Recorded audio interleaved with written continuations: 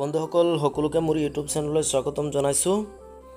আজি মই আৰব আমিৰাতৰ এখন অতি জনপ্ৰিয় চহৰ ডুবাইৰ বিষয়ে ক'ম।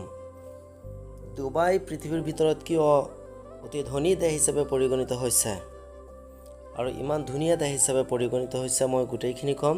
তাৰ আগতে যদি আপোনালোকে মোৰ চেনেলটো ছাবস্ক্ৰাইব কৰা নাই অনুগ্ৰহ কৰি ছাবস্ক্ৰাইব কৰি দিব।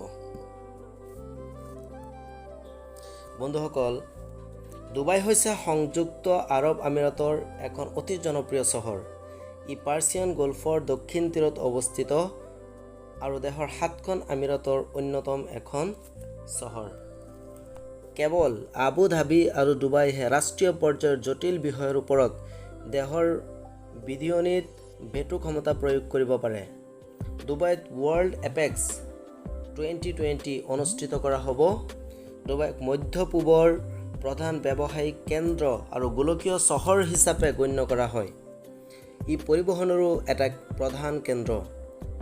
1960ৰ দশকৰ পৰা ইয়াৰ অৰ্থনীতিৰ মূল ভেটি হৈছে ব্যৱসায়িক কৰ আৰু কিছু পৰিমাণৰ তৈল কৰ, কিন্তু 1966 চনলৈকে ইয়াত তেলৰ আৱিষ্কাৰ হোৱা নাছিল। 1959 চনত প্ৰথম তেলৰ ওপৰত কৰ আৰোপ কৰা হৈছিল।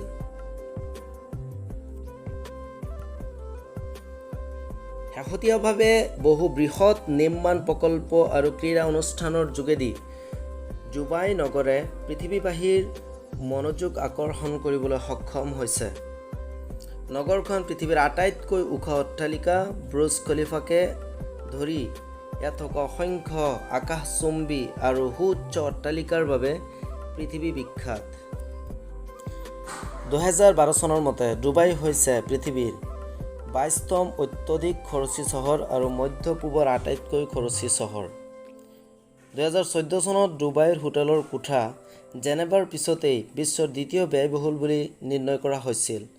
ডুবাইক মধ্য পূবৰ আটাইতকৈ উৎকৃষ্ট বহুপযোগী ঠাই বুলিও গণ্য কৰা হয়। বন্ধুসকল, ভিডিঅ'টোৰ শেষত মই আপোনালোকক জনাম ডুবাইত থকা কিছুমান বিশেষ আইন কানুনৰ কথা, যিবিলাক আইন কানুনৰ বিষয়ে হয়তো আপোনালোকে আগতে শুনা নাই। বন্ধুসকল, আপোনালোকে জানেনে ডুবাই চহৰত মদ্যপান সম্পূৰ্ণৰূপে নিষিদ্ধ। এই চহৰত মদ কিনিবৰ বাবেও আগতীয়া অনুমতিৰ প্ৰয়োজন হয়।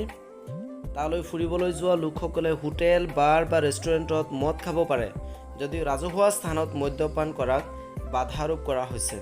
লগতে মদ খাই গাড়ী চলোৱাটো কঠোৰ নিষেধাজ্ঞা আছে ডুবাই চহৰত। কিন্তু আমাৰ ভাৰতবৰ্ষত আমি বিভিন্ন ঠাইত দেখোঁ অপেনলি মদৰ দোকানবিলাক আছে আৰু মানুহে মদ্যপান কৰি থাকে।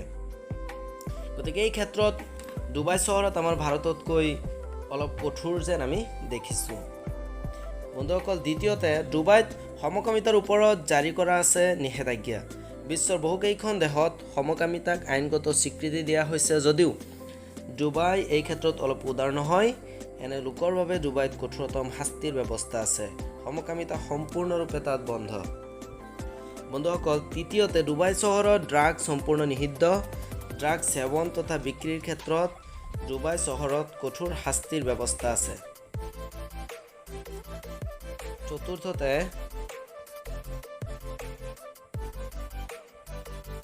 ডুবাই চহৰত আপুনি অধিক বেগেৰে গাড়ী চলাব নোৱাৰে।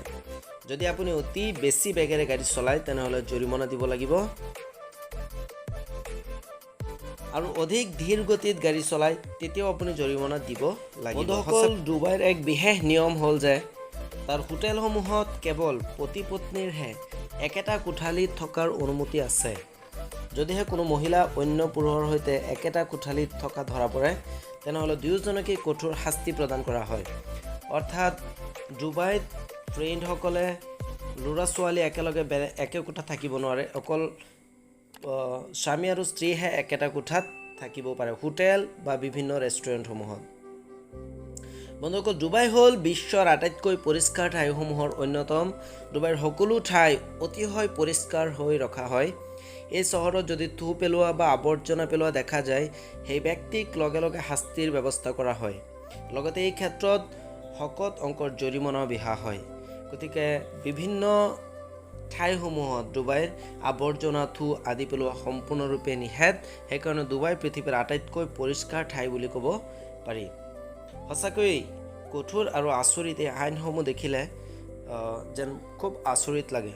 আৰু সেইকাৰণে ডুবাই পৃথিৱীৰ আটাইতকৈ আজিৰ দিনত ধনী, আটাইতকৈ ঐতিহ্যশালী আৰু আটাইতকৈ বিলাসী দেশ হিচাপে ক'ব পাৰি। বিশ্বৰ বিভিন্ন ঠাইৰ পৰা আজি ডুবাইত লাখ লাখ মানুহে কাম কৰিবলৈ যায়। বন্ধুসকল, যদি ভিডিঅ'টো ভাল পাইছে লাইক, কমেণ্ট আৰু শ্বেয়াৰ কৰিব আৰু ভিডিঅ'টো অনুগ্ৰহ কৰি ছাবস্ক্ৰাইব কৰি দিব। Thank U.